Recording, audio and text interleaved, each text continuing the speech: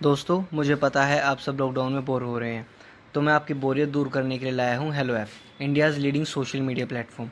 Hello app पे आपको मिलेंगे trending news, funny, educational, cooking, dance और भी बहुत सारे वीडियोस। इसके अलावा latest updates of your favourite celebrities. तो देर किस बात की है, अभी डाउनलोड करो हेलो ऐप और करें अपनी बोरियत का खात्मा।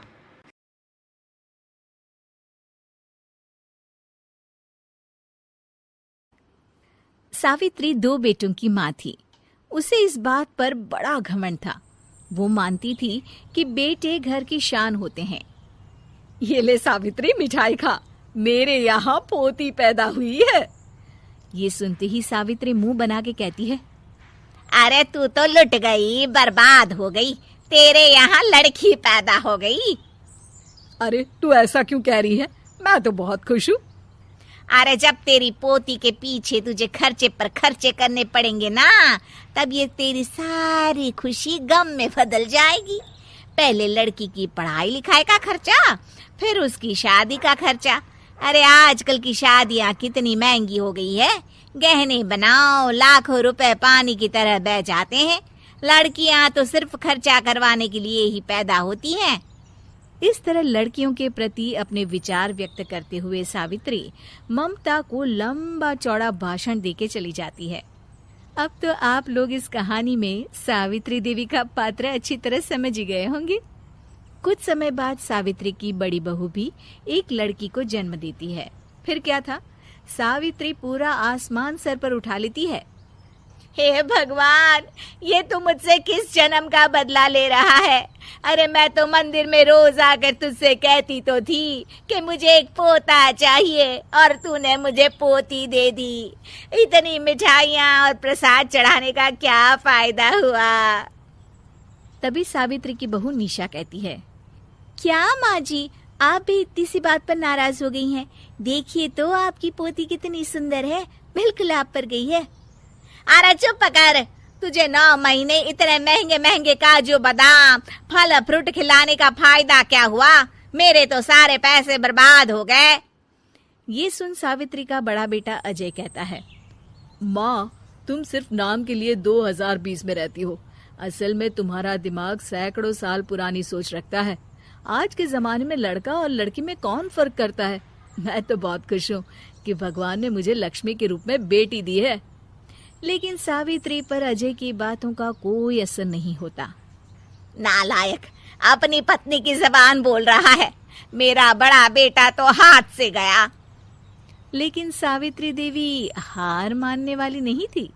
वो पोते की चाह में अपने छोटे बेटे विजय की शादी करवा देती है। कुछ समय बाद आखिरकार वो दिन आ ही जाता है जब सावित्री की छोटी बहू गर्भवती हो जाती है। सावित्री इतनी खुश हो जाती है कि वो बच्चे के जन्म से पहले ही सारे मोहल्ले में ढिंढोरा पीटने लगती है। ये क्या सावित्री, तू तो पोते के जन्म से पहले ही मिठाई बांट रही है। पहले पोता पैदा तो होने दे, और फिर क्या पता अगर पोते की जगह पोती पैदा हो गई तो। ये सुन सावित्री चिढ़ जाती है। अरे अपनी काली जबान मत चला। मेरी मिठाई खा के मेरा ही बुरा सोच रही है। बड़ी आई, ला मेरी मिठाई वापस कर। देख लेना, इस बार मेरे यहाँ पोता पैदा होगा, पोता। लेकिन ठीक इसका उल्टा होता है। सावित्री की छोटी बहू भी एक लड़की को जन्म देती है। सावित्री फिर से रोना धोना शुरू कर देती है और अपनी छोटी बहू को कोसते हुए भला बुरा कहने लगती है। देखते ही देखते ये सावित्री की रोज की आदत हो जाती है। एक दिन उसकी इस आदत से परेशान होकर विजय अपने भाई अजय से कहता है, भैया, माँ खुद एक औरत होकर हमारी बेटियों को पसंद नहीं करती, उल्टा उन्हें रोज कोसती रहती है। मुझे माँ की यह आदत बिल्कुल पसंद नहीं आती। अरे तू ठीक कहता है, मैं भी अब माँ से तंग आ गया हूँ। अच्छा, तो अब तुम दोनों इस तरह पीठ पीछे मेरी बुराई भी करने लग गए हो? नहीं माँ, हम चाहते हैं कि घर में शांति बनी रहे। हमें हमारी बेटियाँ बहुत प्यारी है। मैं नहीं चाहता कि वह तुम्हारे ताने सुन सुन कर बड़ी हो, और इसीलिए हम दोनों ये घर छोड़कर चले जाएंगे। हाँ माँ, मैं भैया की बात से सहमत हूँ। जब तुम इस घर में अकेली रहोगी तब तुम्हें अपनों की कीमत का एहसास होगा। अपने दोनों बेटों के मुंह से अपनी माँ के लिए इतने कठोर शब्द सुन सावित्री भावुक और रुआंसी होकर कहती है, क्या सच में तुम दोनों मुझे इस घर में अकेली छोड़कर चले जाओगे? हाँ माँ।